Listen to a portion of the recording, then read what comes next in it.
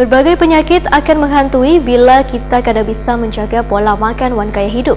Karena dari 10 penyakit tertinggi di Banjarmasin, penyakit hipertensi berada di urutan pertama.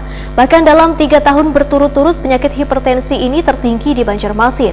Sedangkan urutan kedua diabetes mellitus, ketiga penyakit ISPA, sehingga ini harus menjadi kewaspadaan warga.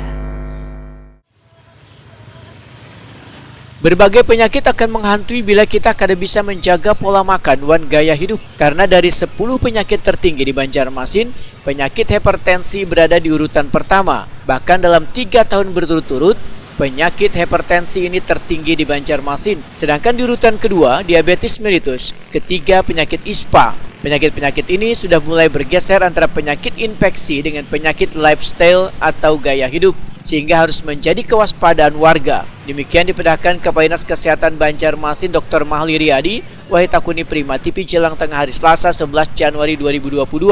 Menurut Mahli Riyadi, penyakit hipertensi sangat memberikan ancaman terhadap ketahanan suatu negara atau daerah, dikarenakan jika dalam sebuah keluarga ada yang terkena penyakit hipertensi dan mengalami stroke, maka keluarga tersebut secara ekonomi akan mengalami kelumpuhan.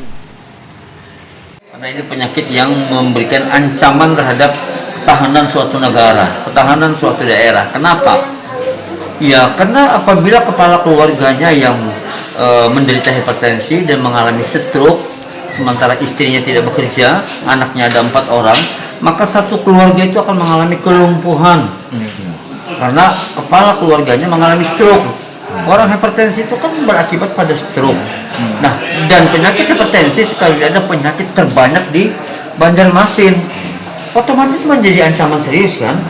Kalau suatu saat nanti orang yang kena hipertensi itu stroke semua, ya hancurlah, lumpuhlah ekonomi dan ketahanan keluarga. Ketahanan keluarga itu yang akan lumpuh. Mahli Riyadi meminta warga untuk merubah gaya hidup dengan lebih memilih makanan yang terjamin kesehatannya dan selalu mengontrol kesehatan di tempat pelayanan kesehatan.